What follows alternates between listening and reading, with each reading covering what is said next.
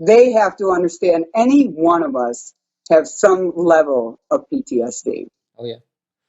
And they have to start addressing that. Central rush the bus behind the 744 Gates Avenue and 750 Gates Avenue. On 4. All right. Good morning. It's Pete and Julie from Rush the Bus, and we're with Kelly Adams. So good morning. How are you? I'm still asleep, but I'm You're here. doing good. How's the Michigan winter going so far for you? Is there any snow yet? It snowed yesterday, pretty much all day, but it wasn't cold enough to stick. That's good. Thank you for coming on and finally getting to talk with us. I know. So you live in Michigan? Yes. And I'm about 6 miles out of Detroit. I'm in a suburb of Detroit, they call it. Okay. And you work for the Detroit Fire Department on the EMS division, right? Yes. Yeah, cool. Tell us, a little bit about yourself. So who is Kelly Adams? Oh, goodness gracious. Well, if you ask someone else, they may give you a different opinion. Okay. I've been working for the department for 17 years now. 13. I used to work for Child Protective Services years ago, and then I just couldn't handle that anymore. So I figured, my midlife crisis job was going to be the fire department. Yeah. Go figure. So I went to the fire academy, and I went to the EMT academy, and here I landed in Detroit. Okay. So, and I've been here ever since. So when you got hired, so you became an EMT, and what was that like? So you became an EMT because you got tired of Child Protective Services. And did the fire department train you as an EMT, or you had to be an EMT before you got hired by them? You have to be hired, or I'm sorry, you have to be trained. That's okay. You have to be trained before you get there. But then they have a 16-week academy that you have to go through. Okay. Because they want to teach you kind of how to do things in the city, how, urban environment versus, private ambulance company. But I never worked for a private ambulance company, okay. So I went straight from EMT school into the city. So oh, wow. I didn't develop those bad habits, as they say, you get from doing private. You went to the academy, and that was 5 days a week? From what time to what time? Yeah. 7 in the morning till 3 in the afternoon. It was terrible. I'd never do it again. It was like going to boot camp every day and having to go home and talk about it. Yeah. Oh man. There was like a physical aspect too? Were you guys like running or? Oh yeah. We had PT every day. I mean, it was more physical than I would say anything else. We did a little bit of book stuff, but it was pretty much all about lifting and carrying, and our average patient is 200 pounds. Yeah. Now it's 225, 230, and to get out of the academy, you had to be able to lift 325. Wow. With 2 people. That's a lot. Through an obstacle course. Really? Oh, geez. Yeah, that was then. They've lightened up a little bit. Yeah, that's apparently everywhere they've lightened up. So we used to have to do like the 2-man stretcher. Had to work a 2-man stretcher, and now they don't even have that anymore.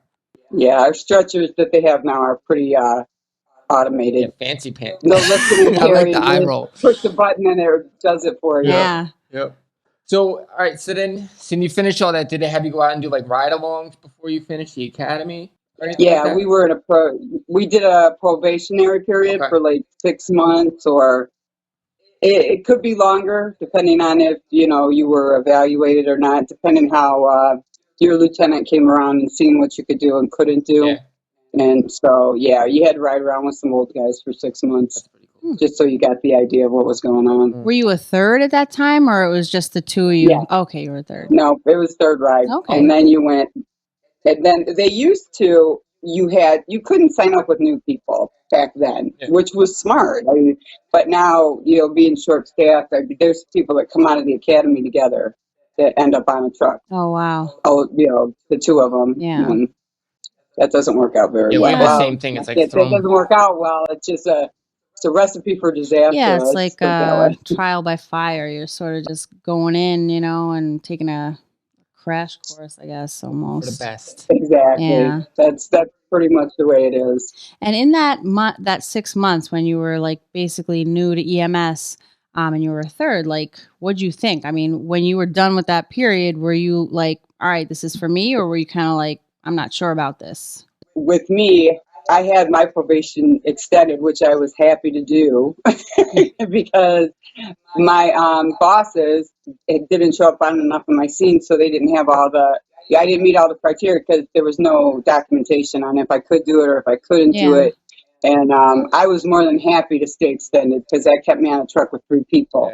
And to this day, I'll tell you, those trucks need 3 people. Yeah. 2 people just isn't enough to handle a real emergency scene. Mm. I mean, we do it, Yeah. but it's taxing. Yeah.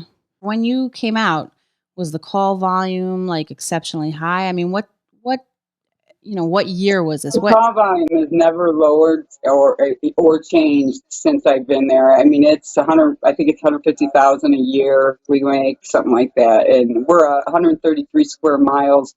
And at one point, we only had 7 trucks, Wow. and that were up and running at the time. So, I mean, I rode one truck. There were 5 of us on the truck Wow. because we didn't have enough people. Yeah. So there really wasn't even enough for the patient to be in the truck. Yeah. But we all showed up for work. It was the fact we didn't have trucks to drive. But that was, 15 years ago.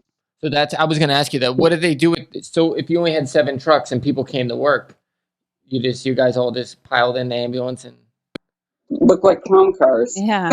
But I mean, I guess it probably was like safety in numbers too. I'm sure like it was a busy. Oh, it was fun. I Yeah. mean, nothing beats 6 medics on a scene, I mean, it turns into a sideshow at that point. Yeah. But, I mean, yeah, you were getting stuff done faster than you could imagine, except it was taking you 45 minutes to get to the run because there were so many runs. Yeah. And you were just going one after another. You drop one off, go straight to another one. Drop one off, go straight to another one. But that's kind of the way it is now. They have the fleet up to 20. I think it's 25 or 26 trucks. Hey. Sorry. we have our kids tied up outside. There's, I think, 26 trucks now, and it's still like that. You drop one off, you got to, as soon as you come back in service, you're headed for another run. And how it's just are ambulances stationed like in a specific area, or you can pretty much go anywhere? Like they're gonna. No, they're all in the firehouse. We're stationed at the firehouses all over the city, and we can, as long as we're in our area, we don't have to sit at the firehouse. But I mean, there's not too far you can go unless you're stationed in the house downtown. Then you get to go watch the people that are, at Campus North is ice skating if you choose to do something like that.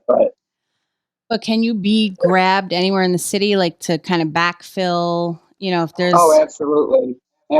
I can. It wouldn't be uncommon for me to get a run across the city. Yeah. And it could be a code 1 because there's no units available. So we'll be driving 18 miles, 20 miles to get to a run. Yeah. And how were hospitals? I mean, were there a lot of hospitals set up at that time? Like, I mean, was it? In the beginning, there were a few more hospitals. Go outside. Go on. I left the door open. They're all over. I told you, we just woke up. Got to get that energy out. So, yeah, we had 4 or 5, I want to say 5, maybe 5 hospitals we could go to back then. And now we're down to 3 and the 1, 2, 3, 4 in the Veteran Center, I believe. Yeah, we have a Veteran Center that if it's a code 3, which I don't know how you guys codes go, but code 3 is like non-emergency kind of a code. Okay. Code 1 is the worst one. If you have a veteran and it's code 3, you can take them to the vet center. If it's anything over that, we have to take them to our, a regular hospital. Do they have to be a vet to go to the vet center, or anyone can go? They should, and a lot of the vets want to, because if they don't go to the vet center, the hospital, veteran hospital, they get charged. Okay. So because of their insurance. Yeah. And, because there's a lot of times you really have to explain to them, buddy, you're having a heart attack. We got to take you to, this place or the burn center or whatever. And they don't understand that because they think they're going to get a bill. And they probably will if they go to one of the hospitals. Vets hospitals can't always do everything, that. Right. Like a level 1 trauma center or whatever would. Exactly, Yeah. exactly. And most of our code ones are definitely, they need to go to Detroit Receiving or St. John's, Maine. Those are our two trauma centers. Mm. And I How believe Grace might have been, I'm not sure. I'm not a West Sider, but I think Grace Northwest is a trauma center too. Mm. how quick did they get you out of the hospital? Because that's one of the issues that we have, is where they don't get you out quick, and Yeah, then they it all depends on who your nurse is. There's a lot of factors that go into that. You can be in there sometimes for 30 minutes waiting for a bed, yeah, Yeah. we got the same sometimes thing. longer. Yeah, That's same here. Like, yeah. and what about, I mean, do you feel like most of the calls are like trauma or level ones, or like is it pretty much divided like medical and trauma? Well, most of the calls are unnecessary, but that's a whole nother Yeah. story. We have people call from anywhere from a, ripped fingernail to a stubbed toe. Gout seems to be a 911 call Yeah. all the time. And you can explain that to them, but it's their emergency. We don't understand. Yeah. So everybody gets a gride if they call. So that's, a lot of the problem in the city. But if it were between how many medical and I think it's pretty even, the medical and the trauma Mm. with us, Yeah. because there's a lot of trauma. Yeah. Yeah. Do you feel like today is better than it was 15 years ago, trauma wise, or like violence in the city? Not better. It's the same. Same. No, it's the same. They're still they're killing each other out there. I mean, the gang violence and the domestic violence is just, it's crazy. And Yeah. our people are getting killed during these domestic violence. We just lost our police officer, Yeah, I saw that on the I news. think 6 months ago, something like that. Yep. I mean, my timing might be wrong, but yeah, it was a girlfriend, boyfriend, Mm. something ridiculous, and he got shot and killed. Yeah. It's like the dangers of this, this kind of work. Just basically showing Sure. up at people's situations, and hmm So when And you we're outsiders. yeah. yeah. They don't want nothing to do with us. So when you came out of the academy, what station did you go to? Oh, God, that's a good question. Oh, I know where I went. I went to Medic 5 or Medic 2. That was West Side. I don't do West Side. I don't like the West Side. What's the difference between But the I east side and had the west side? the West Side. Let me tell you, here West Side people know East Side people, and East Side people know West Side Yeah. people. You just know them walking up on them. Yeah. And West Side people don't like East Side people. Interesting. And I'm East Side, so it's like I went over there with a couple of really good guys. They'd had a lot of time on the job, and I was their probie, and they weren't real nasty to me. And I was a little older coming through the system, so people just assumed I'd been on a job Yeah. for a while, so they didn't treat me like the average probie gets Yep. treated. I didn't get hazed or anything like Yeah. that, but. Which is good. Right. I mean, I didn't drive for the first, they didn't stick me in the back. That used to be a big thing with our probes. Just put them in the back and tell them to shut up, Yeah. Let them, they come out on the runs. They don't even know where they're at, Yeah. And one of the things we would do was put them in the driver's seat. We'd take them in the back, take them to a run. They have no idea where they're at. Back then we didn't have our phones, to go through the maps Yeah. and stuff. And we say, okay, now you drive to the hospital, which was wrong. We never should have done that. But they had to come out on the street and figure out where they were. Yeah. So talk about trial by fire. That's Yeah. fun. That's a fun trick. I like that. I mean, I feel Was like, very nice it of was, us, now everybody has GPS, but I Yeah. mean, usually my partner, when I was new, would, I'd come out and they'd say, all right, you're going to make a right up here and then make a left. And then I'd sort of be able to figure out like a little bit of where I was. But my one partner, basically did the whole, like, you can't just be, driven around forever looking at your protocols, like you have to sort of know where you're going and, also know how to that's drive. what they told one day. There's like, you're going west on Finkel to me. And I'm like, sorry, which way is west? Yeah. I admit it, I didn't know. Yeah. That's So you know. yeah, that was some crazy stuff back then. But again, that was back then. I couldn't tell you what their new protocols are. Well, I know what the protocols are, but I don't know how they do things now. I just know like a couple of new guys will be in a truck together, and that's, again, still not the best idea. Yeah. But when you don't have enough people, you just don't have enough I people. think that's sort of unfortunately kind of a big thing in a lot of cities, because even for the city we work in, it's sort of like you might have maybe 6 months more than your new partner, and like these folks are coming out and maybe they've never been on an ambulance before and they've got someone who's 3 months ahead of them Yep. or something, We'll see him going out. We're like, uh-oh. Yeah, it's like, like uh-oh. Yeah, call us and the if you need 3 month us. guy is like, I'm the boss. Yeah. That's the scary part you're is, you not. get these 3-month people, a year, and you're like, I got this.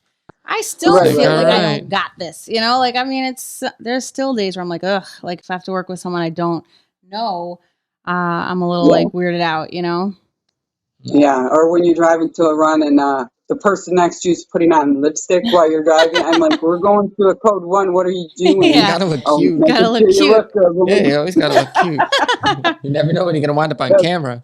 Yeah, I was like, no, get me off this truck. So how long were the shifts? I mean, what kind of shifts we were all doing? They're 12 hours, and you're held over pretty much every day because you always get that 10 to 7 in the morning emergency phone call. You can't take it back to the firehouse, so you have to go on it, and that's every run's at least an hour. You're not gonna. It's not. You're not coming out of it. Let's put it that way. So you have to go, and you pray that they don't really need to go to the hospital, and you can go back and change crews and leave. But that's never the case at 7 in the morning.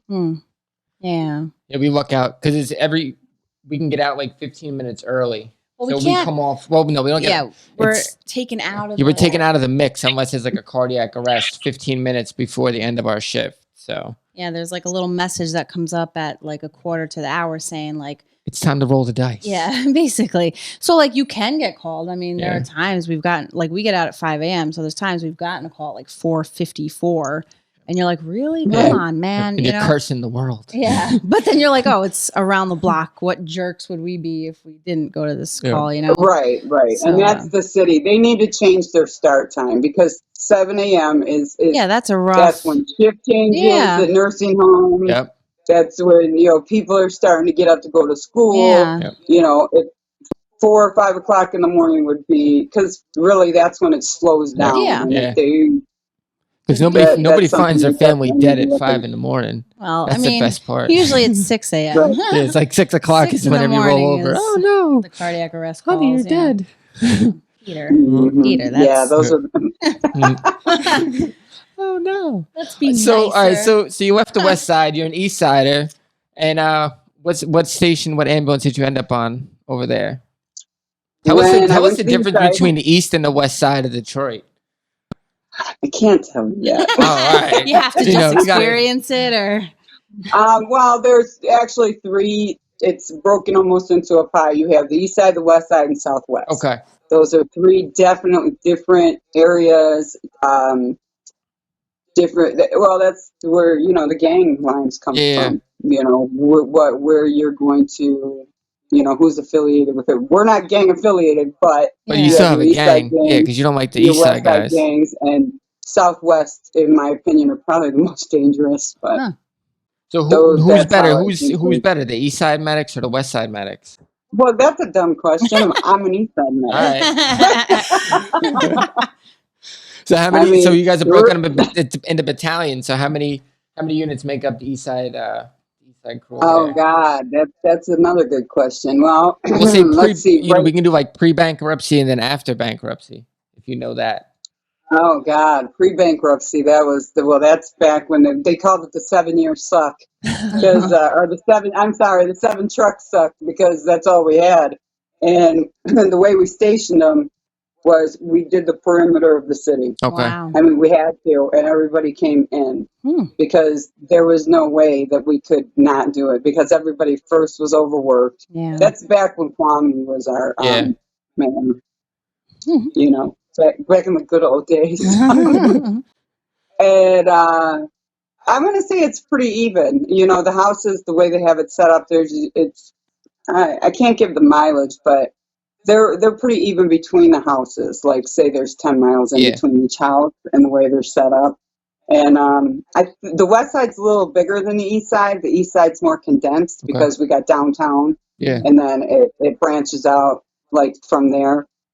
And then once you pass downtown, that's when you're in southwest. Okay. And southwest goes all the way to I'm not sure what the border of that is, but yeah, I mean, So east side is like going towards Highland Park or the other way? no, Highland Park would kind of be Like the westish? would like the divider line somewhere like in there. Okay. Because once you cross Highland Park or Hamtramck, Okay. if you want to say, Woodward is the line, right? And Hamtramck, some of Hamtramck may butt up in there, but it's like I'm trying to think demographically how many cars. It's pretty even how many cars you have out there. The square mileage between the cars on the west side's bigger than the east side, Yeah. so you have more cars there just because. Are there busier areas? Like, are one of the three like the most busy Oh or more God, yeah. calls? East side's busier, but there's parts of the west side that are when you start getting into the center, like Medic 4 and Medic 2 and Medic 5 are all like on the outskirts of the west side.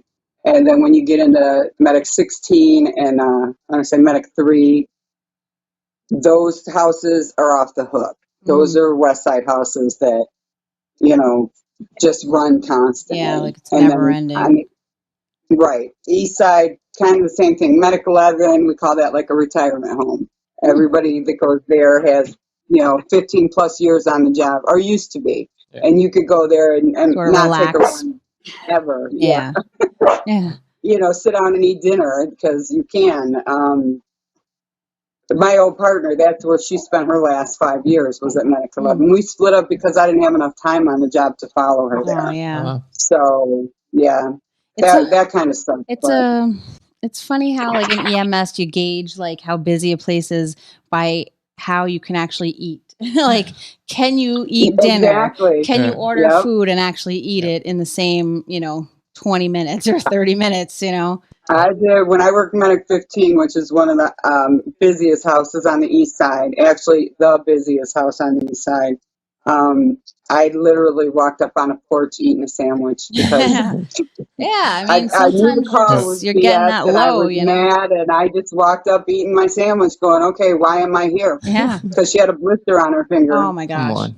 Yeah. Yeah. But you can't sit down and eat. Everything you eat is cold, microwaved if you can. Yeah. Yep. I mean, there's been plenty of times I've ordered food and never picked it up because I couldn't Yeah. get to it. Yep. I was hanging out with these guys the other night and they ordered food. They finished ordering it and they're like all relaxed ordering. I'm like, you guys aren't nervous? Like, no, we're good. We went back and they're like, yeah, we're going to show you the rest of our truck and everything. I'm like, you don't want to eat? And I'm like, nah, we'll be good. So then they finished. Right. It was like 20 minutes. And then they went down and they sat and they ate like humans. I was like, and I'm like anxious. Yeah, I get anxious. You know? And, Yeah, and my you man's do like, get he's like, anxious. nah, bro, we're not going to do any calls. I get My anxious when I'm mom trying to get noticed when I coffee. well, that's it. When I first started working, my mom noticed I started eating really fast. Yes. And it would cross over into dinner at home Yep. with the folks, I'd get in there and I'd be drilling food into my, and she'd be like, hey, you're not at work. Yep. And I'm like, I'm good. And Yep. now I got indigestion. Yep. Yes. I know. I feel Yeah. like that's how I live my life, is with like Yeah. indigestion constantly. And I'm like, I think it's just, from work, I basically don't know how to eat like a human being anymore. So. Right. I just vaporize. Thanksgiving, everybody's pointing at you. Yeah. Yeah, I'm done Watch already. it, she's gonna Totally do it again. You get your plate, you put plastic wrap over it, Yeah. and you wait. Yep. I know. I Yep. know. Yeah, it's just some bad habits that you pick up, just like with sleeping patterns. You do, last night was a good example. I knew I had something to do this morning. I went to sleep, had my face covered like I always do, and 4 o'clock in the morning. Now I went to bed at 12. 4, I was still up going, son of a bitch. I know. I did the Yeah. same thing. I was like excited to come here today, and I was like, I gotta go to sleep. I was like, I Or gotta you go to hear a sleep. bell. I don't know. Do your radios make a noise before there's a transmission? No, Like beep. no. No. Yep. We have you hear like a click noise, and if I hear that anywhere else, like if I could be at, Walmart and hear that, like something's coming over the radio, I stop and I just, I gotta take it all in, and then, okay, they're not calling me. Yeah. And then I just keep going. It's bad habits. I Yep. guess. Some things never die. Well, it's, years Yeah. ago at the fire department, we used to have, like when a call came over on the computer, it used to alarm, like they would call you and then they would send the job on the screen and then it would be this like beeping sound, which was horrifying. It sounded like an alarm clock and it would like jolt you awake or Now it's whatever. gentle. It's now gentle. it's like a gentle ringing. And I like when I went out, when I Yeah, had my kid the and I studies came back, say I was that's like, why oh, the tones are yeah, so. I was like, what's this Yeah. new calming, phone ringing sound? I didn't like put two Well, and two together. ours used to come up on a printer. It would print off. Now, Yes. sometimes, I'm not going to lie, you are so knocked out. It's like, one of the guys rigged up a pop can to fall off into the floor Oh, when the that's- paper came through the printer. Yes. So you hear the noise and you wake up. That's see Yeah. innovation. That's Innovation. EMS. That's We're right. always innovative. Yeah. Yeah, because God forbid you miss that call to the of course. sub-code. Yeah, of course. So you have a lot of vacants, and you guys didn't have a lot of units. How was it, operating in a vacant? When you guys got called to a vacant, you have whole It was blocks. terrible. Like, what was it like? Terrible. Going to vacant houses? Yeah. Oh my God. Those are the scary ones because a lot of times you are called to, a lot of the homeless take up in those houses and you have to go in, even though you shouldn't be going in because they're dangerous structures. And you don't always get police because they're just as low on people as we are.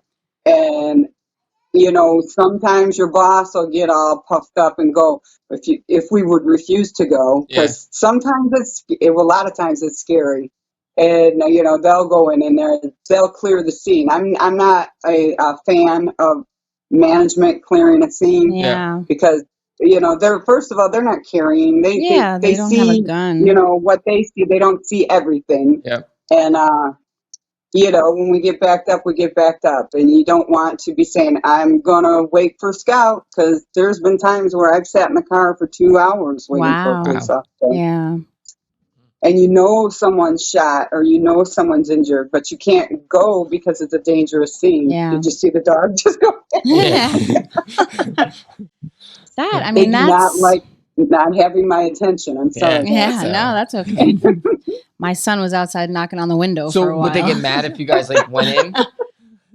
Would they get mad? Would you guys get in trouble if you went in before the cops got there? No, you won't get in trouble, but we have cowboys on the job too that, would go, well, we're going in, and it's like, they just told you there were guns on scene. Yeah. Okay, but they're going anyways, because, dun, da, da, da. Yeah. And, most of the time it's nothing, I explained this to my son a while back.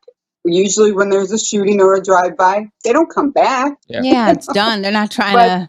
That's not always the rule. Yeah. Sometimes there's a secondary. We've learned that over in history. When somebody wants to get a job done, they're not just going to leave. We had a guy one time, one of our trucks got called for one down, and a good friend of mine was on the ambulance at the time, and if the guy was in a field, well, yeah, he was down because he was shot. But that part didn't come out. Now, that wasn't dispatch's fault at the time. Yeah. They just didn't know the information. They put the guy on their stretcher. They were pushing him into the truck, and a guy came up with a shotgun and shot the guy on the stretcher. Yikes. And the medic was just standing there. And he could have very well turned that gun on him and shot him. But he didn't, thank God. But he wanted to make sure the guy was dead. Yeah. And that's the situations that you get into when you go on scenes where, there are no police and you're going to clear the scene because we're backed up or you're hungry, your food's getting cold. So you're like, let's just get in, get out. I mean, there's no reason to not be as careful as possible. Yeah. But we get complacent sometimes. How would you explain this to a new person? To wait for the cops or something like that. Don't do it. Because Yeah, look at my face. Don't do it. Yeah. But they have a false sense of security. Especially and I have absolutely zero problems with private companies, as they may think. Everybody thinks there's some big war between us and private companies. We have, I think, at certain points, 13 trucks that do mutual aid with us, and I appreciate it completely. But there's always this underlying tension between privates and municipal, because privates, when I did my ride-alongs, when I was doing EMT and paramedic, private companies don't do emergency runs. I did a lot of my learning in nursing homes. Not saying it's a bad thing, but it's not an emergency run most of the time. We were shuttling somebody from a cancer treatment to their chemo or whatever, and I understand the fact they're not used to it. But, again, trial by fire, they get used to it real fast. I'm sure. And, they have the skills that they need. Yeah. They're coming into the job with the skills, but they may not have the knowledge of the danger that they would be in. And that is the reasoning for our academies, because that gives you an idea of what you're walking into. Yep. Did you all have any kind of self-defense in the academy or anything like that? Or just, No. Yeah. No, not back. Now they are now. They have some classes that they do something called, I think it's called verbal judo. Yeah, and, we have the same. Yeah, we're doing like verbal de-escalation. Yeah. I don't know. Yeah, that and They basically just tell you to run away. I missed the class. Just retreat. They were going to give us body cams. Well, that's when my situation. They're like, "Can you get back in the car, in the truck?" And I was like, "I'm bleeding to death." Yeah, no. So yeah, they do that, and DMAT, EMS. I'm not sure. I've talked to the guy that runs that. His name's Kip. I want to say that might be some kind of a physical. I haven't had to train myself. So, but I know the city's done a couple of different things, but that's only been since my incident. So, before that, you were just basically on your own. You had to either fight, run, or die. I mean, there was three God things you could forbid. do. I guess, the hope is that you have some common sense, some street smarts, and, maybe have fought before in your life or something. And also, Exactly. That's it. Exactly. If I wasn't raised with 5 brothers and sisters, I could honestly say and bullied when I was in junior high. And had to fight my way out of a couple of situations. I probably would not have lived that night, because you have to know how to throw a punch or two, and that's not on the application when you go fill it out. It doesn't say you have to fight for your life. No, it never, anywhere. They don't give you that idea. I think because it's one of those sort of hidden parts that, and I hate to say it this way, but EMS across the country is like underpaid, compared to police and fire. And it's sort of seen as like, well, you're not necessarily putting your life in danger, but the reality is very often every time you get in that ambulance, we're getting into a tight box with people that we don't know, who might be high, who might be angry. You're going into people's homes. You don't know what kind of weapons they have in there or what's going on in their mind. I mean, like, it's pretty dangerous. It can be obviously very dangerous, and the one thing they did teach us in the academy 17 years ago was don't let the door shut behind you. Yes. Yeah. And, that really didn't resonate with me until the first time I was on a job. And I seen you walk into, there could be 20 people in a room, and some are mad, some are drunk, some are, and there's a person that probably had a heart attack, or you really don't know, but you have to attend to that person and everybody in the room at the same time. Yeah.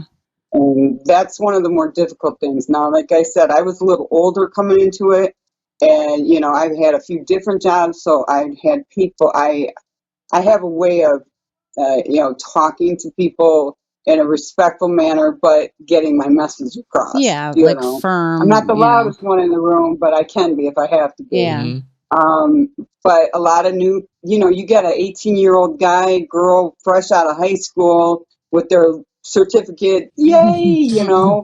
they're coming from an area where nobody ever wanted to hurt them before. Yeah. Yep. They don't get it. No. They'll get it real quick when it happens to them. Yeah. And like I said, the last conference I went to, I said it's not a matter of if it's going to happen. It's when is it going to happen? Because, the world we live in is changing and it's not for the better. Yeah. Yeah.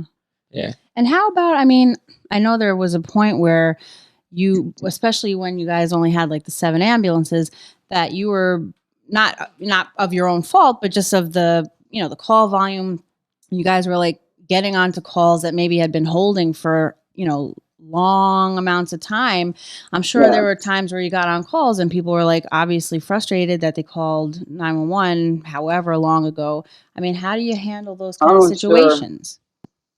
Sure. You hope to God that they're not going to direct it at you. Plenty of times, because back then we had paper run sheets. We didn't have all this modern technology. I love paper, right? Yeah. I miss I paper know, right? so much. Especially when you could erase the ink. My first go-to was to show the person my sheet and say, this is the time. It was, in military time. I said, but this is the time that I got dispatched. That tells you it's taken me 3 minutes to get here, 4 minutes to get here. And they would look at it. And at that point, the anger wasn't towards me anymore because, I proved to them I'm doing what I'm supposed to be doing. Yeah. The ball was dropped, or not even the ball dropped. We just didn't have the resources. Yeah, the resources weren't there. And I found in my travels that if you explain something, because a lot of times people don't understand, you just don't call 911 for anything. Yeah. They just, they're at a loss. They don't have a car. I'll call 911. My sister did it, she got to the hospital. So I understand that. But when I explain to them, you're taken away from somebody that actually could use us, or somebody's dying, or I had for instance, I was on a run where a lady had a slight fever, a little older lady, and a child was hit on the street behind us. Oh, and I man. heard the run. While I was sitting there, telling her, we don't have thermometers because temperatures are not emergencies in older people. And I said, did you just hear that run go out? And she looked at me kind of sideways. And I said, there's a child run over by a car 1 street over. Could you, please get out of my truck? Yeah. And she was like, but I want to go to the hospital. It didn't click in her head that there was a child laying in the street. And then I got a little bit amped up and I'm like, lady, please, I promise I'll come back for you. Yeah. And she finally got out of the truck and we were able to respond to the child. But that's happened before and people refuse to get out of the truck. Yeah. I had a girl tell me at one point, it's not my emergency. That's not my child. Jeez. Wow. And it was almost the same exact run. That's when you put them in the chair and you make them watch. You put them in the captain chair, all right. I have went to runs with a code 3 in the back because they wouldn't get out. I'm like, you're going to sit on the bench because somebody else really needs you. We've had something happen in front of us. Let's say that one accident where the person spun out and we're stopped on the highway and, we're taking someone to the hospital, kind of a longer distance where they weren't necessarily in bad shape. But now we're taking another patient on and, I think they were a little upset by the time we got to the hospital. But at first they were like, okay, we get it. You just literally saw an accident take place in front of you. And the girl was like, injured and freaked out because her whole car spun around and everything. And I remember that. Yeah. And so, sometimes you just got to explain look, someone's a little worse off than you, and this is not just a taxi ride. This is an actual emergency vehicle, Right. And that's the bad part about it. We need to do more, I guess, public service announcements. But when you get into these situations, a lot of these, the people in the city, they're lower income or poverty, they don't have, they may not have cable. Maybe access either to get they to don't a regular cars, doctor, The city of Detroit, if you're going to have a baby, it's become part of the whole process to call 911. Wow. When it's time to give birth. Yeah. We joke about it, but they, in their minds, they think, okay, you go to your doctor's appointments, you do your 9 months, and then when it's time to go, you call 911 and they take you to the hospital of your choice. Yeah. I'm like, that's not the way it's supposed to work, but okay. Yeah. How many babies you delivered, Kelly? Oh my God, I don't even know. Really? That's one of my, I don't like I doing don't that. either. I Nobody don't, but likes this No, I hate call. that. I like it. I gross, mean, gross. it is gross, I didn't but even like it it's. when I had my own kid. It was gross. I feel like I'd it's, say it's a good call. I probably mean, it over can be. 20. Over 20? Wow. Okay. At least over 20. They've I all had fallen out. one I've only that caught one. I didn't deliver, but I held the pen light while my partner delivered. It was a car that wasn't running in the backyard. Oh, And wow. in the dark at night, the lady was crowning. The car, it was an abandoned car. I don't know why she was sitting in it, but she Oh, was. And the baby was crowning, and I just held the pen light while my partner got in there. I don't know how she got in the car, but the girl was in the front seat, squatted, and wow. that was kind of one for the books. Yeah. Mm. I had a Baby by brand pen new. light. Yeah, we backed up BLS. It was a brand new. It wasn't even their Mercedes. It was the mom's Mercedes that she had for like 3 days, and they were driving, and she had the baby in the front seat. Ay, ay, ay. Yeah, yeah. That's why I got seat covers. Not that I'm gonna Yeah, have children, throw but that I don't whole know if a car seat cover is away. gonna help that. Man. yeah, babies. That was when I was doing my clinicals for paramedic. We do a lot of them in the OR, Yeah. or the L&D, labor and delivery. So you could literally help with the birth of 15, 20 kids in one day. And one lady was having a baby, and the doctor asked me to leave the room because my facial expressions were so gross. While I was watching it, I was like, everything was just showing right on my face. Yeah. And all I kept thinking was, that is so nasty. I actually feel like the vaginal birth stuff was okay, and then when I did my L&D C-section was rotations, the horrible. C-section, I almost fainted. It was like I got all sweaty. I like was pale. I had to leave, and I like slowly walked into another room. I thought I was gonna throw up, and then like when I caught my breath, I was like, all right, I can go back in there. I got back in there for not even 2 seconds, and I was like, goodbye, and I had to leave again. Yeah, C-sections are cool. Oh my I'm like, gosh. yeah, pull it all out of there. Yeah, it was so like aggressive, and there was just a lot I of was just fluid talking to everywhere. a friend about why I don't eat chicken. Oh my God. The other day we were talking, or we were at a restaurant actually. I said, when I was doing my rounds, my medic rounds, I was in the OR, and the doctor, I don't know. I mean, it's a weird way, the radio's on, they're all joking. Yep. This is their job, Yeah. how we do, people think it's weird. I'm just standing there, and he's doing heart surgery. He's cutting this guy's heart Oh, man. open. He's spread, whatever. And he's like, okay, Kelly, come here. And I was only supposed to be in the intubation part of it, right? And I was like, okay. And he goes, here, give me your hand. And he puts my hand in this man's chest. Whoa. And I was like, what am I doing? He goes, do you feel that? And I could feel something on my hand. But it didn't dawn on me. I'm holding this man's heart. And I was like, ugh. Okay, it's cool, but it's not. You probably shouldn't be doing this. I shouldn't be doing this. Let me get out of here. But I was literally, touching a heart that was beating. And I think that's what his whole idea was during that. Yeah. But I couldn't eat chicken after that. Wow. I don't That's know pretty why. gross. Maybe because of kind of the shape. Yeah. I mean, Yeah.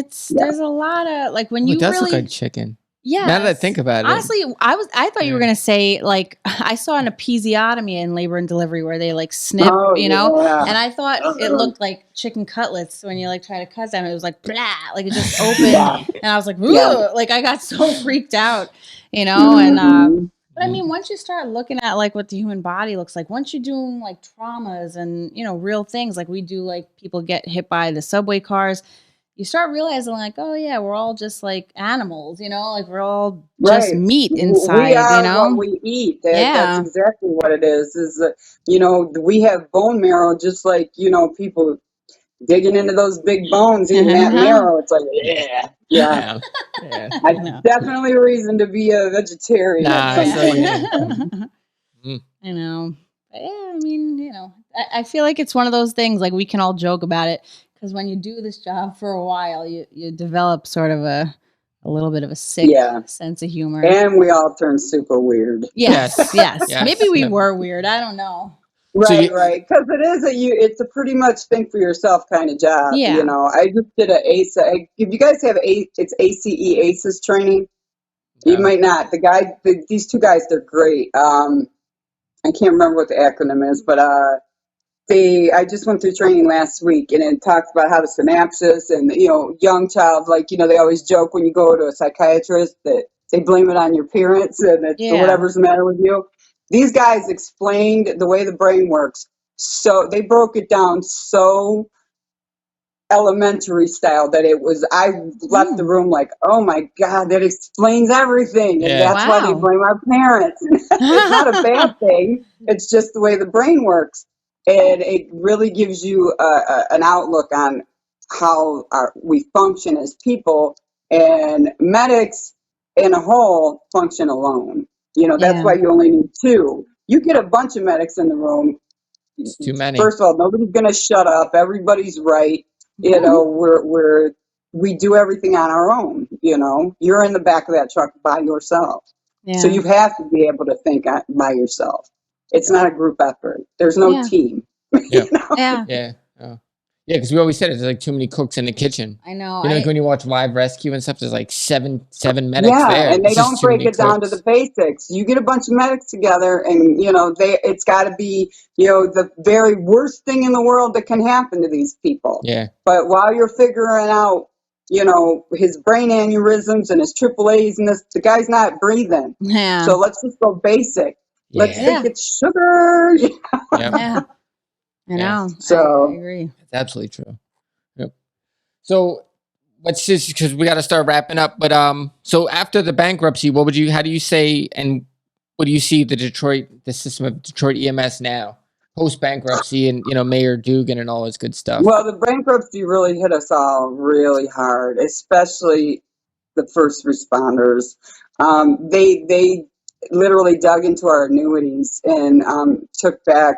I mean, me personally, they took about, I want to say, I don't want to act like I know, $32,000 out of my annuities, because they took back our interest that we earned for 10 years. That was part of the bankruptcy. How that even could be legal, I don't know. Wow. We had guys that were retired that they owed $100,000 back to the city. Oh my gosh. And they were able to get that money. If you didn't give it to them, they were going to dig into your Social Security. It was just crazy. And our wages got cut. We all took a pay cut. Mm-hmm. Our insurance took a hit. A lot of I was just got vested right before the bankruptcy. So of course they went back the whole 10 years for me. Yeah. And it was like having to start over in a new job. Your retirement was messed up. Your health benefits were messed up, and we're just now getting back to not even normal. I mean, we haven't.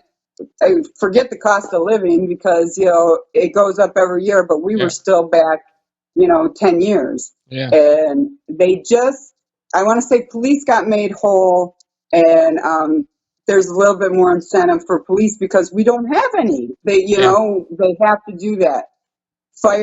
We just became part of Fire's union, so our union kind of sucked prior to that. So they didn't really fight hard for us at all. They just like, whatever, sign it, we don't care. Yeah. And you've been a job for 12 years, you can't just, well, you could walk away, but you got 12 years in there. Where are you going? And we're kind of mentally stuck there too. When you become a medic, especially what we see, the things that we do. Yeah. Where else are you going to take those skills? You're going to go work in a bank or, you really can't. Well, I'm going to go work at a bank. Our TCF just started hiring people for $18 an hour. Oh, wow. Okay. I was like, that took me, I think, 4 years to get to when I started EMS. Yeah.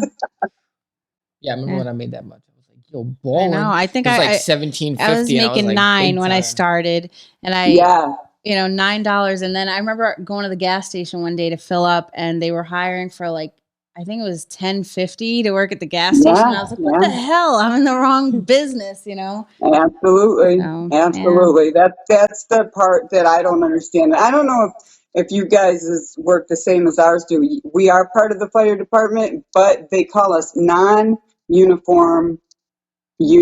employees. yes. You guys do the I think same? that's our That same keeps us title. out of the charter. It keeps us out of the real state. It makes us, we're not first responders. We are categorized just like the guys that cut the lawn in the city. Yeah. That's crazy. But Yep. yeah, we've been fighting for that for a long Yep. time. But Yeah, we're trying to get it. Like we're uniformed, but we're not uniformed. So yes. Yeah. it's And weird. anybody's going to look at you like you're crazy. Yep. What does that Yeah. even mean? Yeah. That means we don't get The the death same benefits. rights as they do Yeah. and the benefits. Yep. Exactly. Because that one girl she got killed in the Bronx. They had a fight to get her some kind of death benefits because they weren't going to give her anything.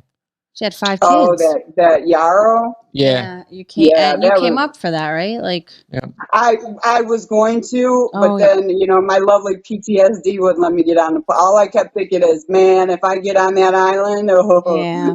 or Yeah. wherever the funeral was, my head, because again I had planned on going with a couple of our people did go, and I just couldn't. I was getting sick to my stomach every time I thought about being around that many people. Yeah. But that was back when I was in the throes of my just learning what PTSD was and what was actually going on with me. So I'm better now. Yeah. Not completely, but I'm getting there.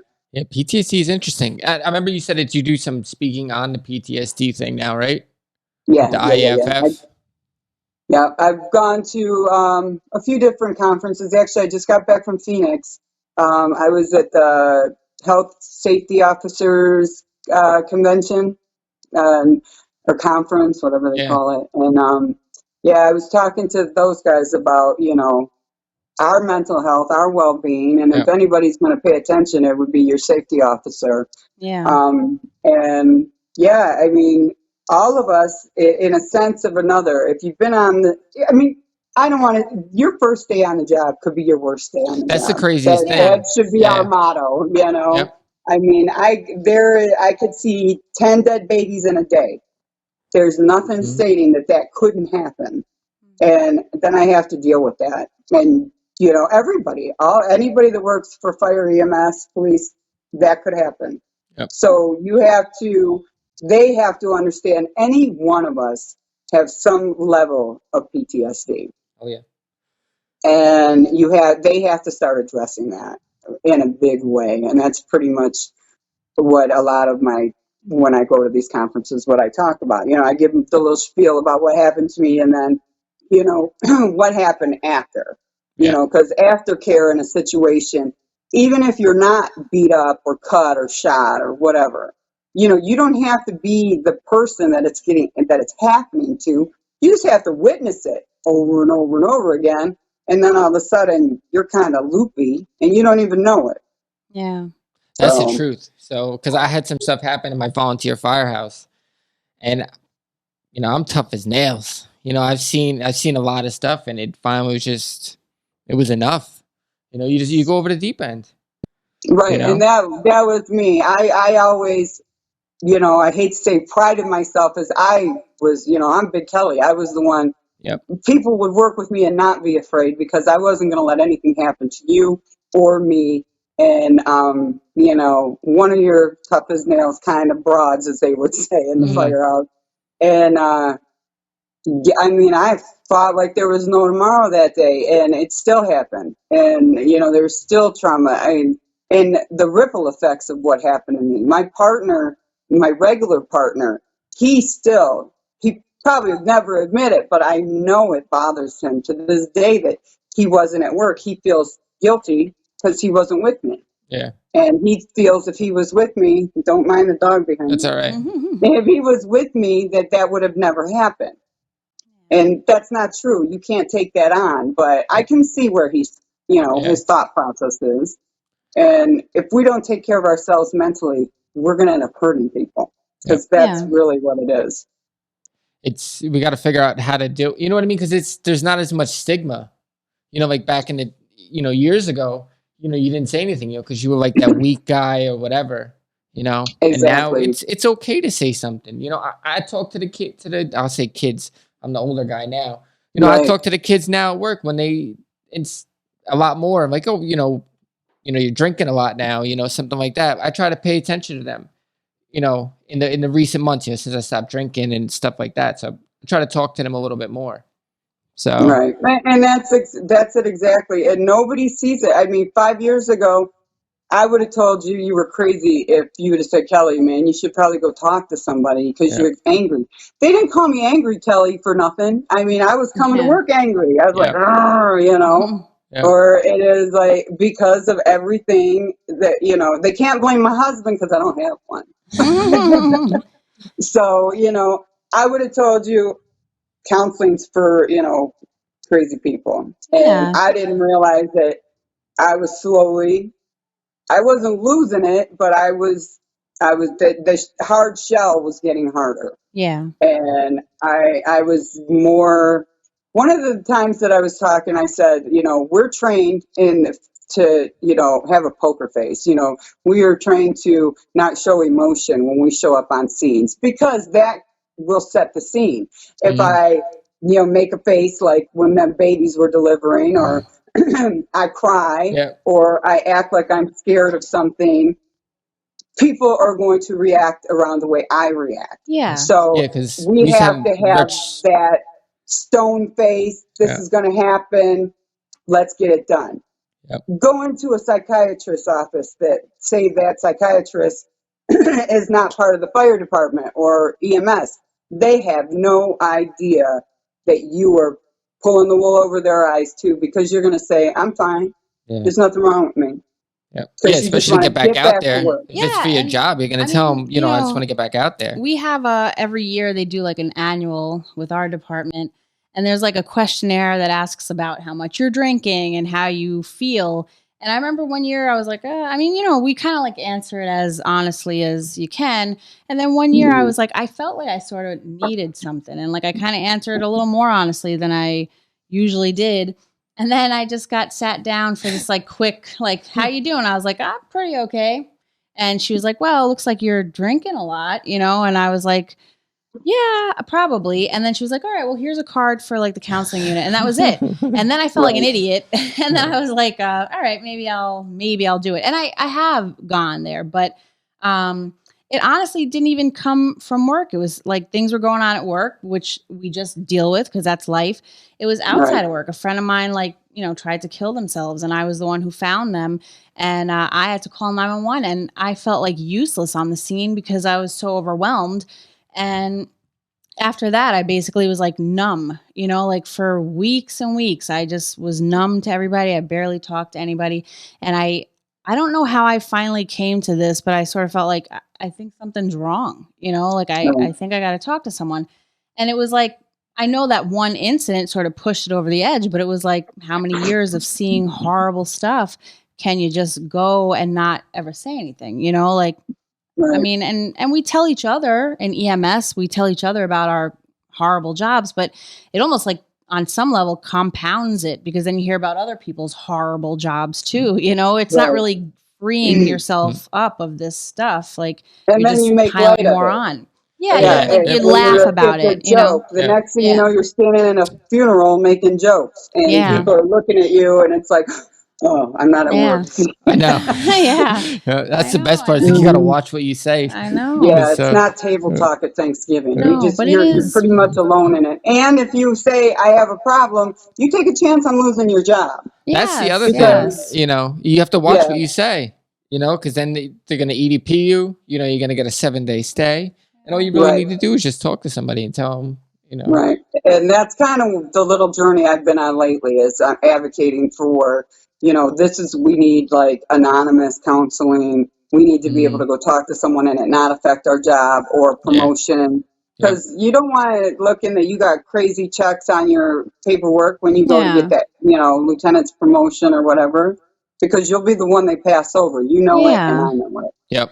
But to have at least this outlet where the reality is you can move forward another day because you're not harboring all this horrible stuff, you know, like you Exactly. need That's it. the only reason I can talk to anybody right now is because Yeah. I have had some intense counseling that, basically tells me there's nothing wrong with me, Yeah. because that's what you start feeling. What's wrong with me? Why Yeah. can't I handle it like everybody else can?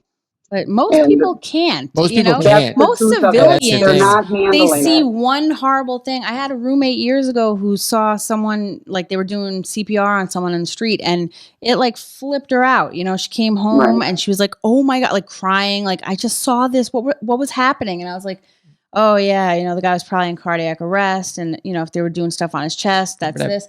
And it made it worse. Like she was like, "He Right. was dead." I'm like, "Oh yeah, you know, like It's sorry." insane. But like that, Yeah. like freaked her out so much, and I'm like, you know, we're just Remember that bombarded poor with this hipster chick stuff. who found a roommate? Oh God, yeah. I The honestly roommate felt killed bad for this himself, poor and woman. then she came home and found him. And like we were walking upstairs, I was so mean. I was like, I was like, I bet you. And this girl like runs down crying. I'm like, I bet you that's the apartment. Yeah, Yeah, it I was mean, the and apartment. we felt bad. Like we went up, and it was like a young man who had hanged himself, and like, Mhm. and he wasn't like a family member. He was like kind The of just a roommate. Yeah, roommate. they had Like no not, they idea. didn't even know his family, you know. Well, And that's what so, we don't realize what a bad Yeah. visual that is. Yeah, Because we yeah, see And it now so like much. I've yes, started to look at this. You know, like I feel Mhm. bad for the other people. You know that are finding them. You know, yeah. before I'm like, whatever, and now I'm like, that's pretty sad. That's something Yeah, they're that's gonna what deal I with for the said. rest of their life. We have to go in and we have to touch it and we have to smell it and we have to move it and we have to figure it out. And we have to do that over and over and over again. Where outsiders can say, don't tell me that. I don't need to Yeah. hear it. Yeah. I don't have to see it. They don't even have to deal with their own people dying because we clean that up. Yeah. Yeah. So, yeah, that, I think someone's knocking at the door. Yeah. Sorry. Well, thank you for chatting with us, Kelly. Oh, And no, thank you. I appreciate what you guys are doing. We're Let me get in trying. the other room real yeah, quick. and we appreciate what you're doing. I think it's a noble thing to get it out there that, you know, we are not just mindless soldiers here. This is a hard job and it's hard on the psyche, you know, and I think that's important. It's, you know, it's We need to something. appreciate, you know, our seasoned veterans too. Yeah. You know, I don't think a lot of new Oh, people. for sure. That's a whole nother Yeah, that'll be hour the next talking time. about our retirees. That's one for you guys should do is I got a couple of retirees that I know would love to talk to you guys. Oh, Awesome. yeah, Definitely. Because Yeah. that's another thing. Once you leave this job, they Then what? they Yeah. literally all go back and start working for the privates. Yeah. Not only for financial gain, but they don't know what to 'Cause do what with do you do? themselves. I know, you don't. That's same on our side. There's Yeah. a lot of folks who go and take other jobs with EMS elsewhere, you know. You're supposed to retire. I don't know. I know a couple guys that You're went to supposed to go Florida. down to the beach like I'm gonna do I know. Yeah. stay there. I hear that. All right. All right, cool. Well, No, thanks. I'll have to get out to New York to them boroughs and hang out with you guys soon. Yeah. Definitely come hang out with us Yes. anytime. Seeing Yeah, we got that a you don't cat. We don't have any snow in dogs. New York. I And it know. doesn't snow. Yeah, it's been pretty dry, so Yeah, we have cats, no dogs though at our station. yeah. Yeah. But she kills the giant Yeah, we have rats giant that are in our rats. station, or Okay, he yeah, now. that'll work. Yeah, we need it. So I'll send you the video when I get done. I'll send you this rat video. It's quite interesting. All right. Well, I appreciate you guys giving me the time. No, my Yep, dog's thank gonna you for kill giving me. us your Yeah. time. We appreciate waking you up early on Sunday. yeah. You know, All right. Well, next good subject you got, let me know. I'm All always, right. We'll call I you. may sleep in, but I can always brush my teeth and turn That's my all phone right. on. we'll do the next one at night. So because we're night people, this is a little Yeah, early there for you us. go. Yeah. So All right. thanks, All right, Kelly. guys. Good All right, talking to you thanks. again. All right. Talk bye. to you soon. All right, so it's Pete and Julie. We just finished talking to our friend Kelly Adams from Detroit, and it's pretty interesting. I know, that was great. I mean, she's very interesting and seasoned Yep. EMT. She's got a lot of things, you know, to teach us and to talk about. Yeah, And definitely the PTSD thing and everything Yeah. like that. So it's a big thing coming up. well, I hope you all enjoyed that interview, and we were super happy to have Kelly with us. And thank you all for watching And listening to us yeah. again. We spoke into the mics this time, Julie. I know. Hopefully, we were louder. So, Yep. Can you hear me again, now? Central rush the bus behind the 744 Gates Avenue and 750 Gates Avenue. 4.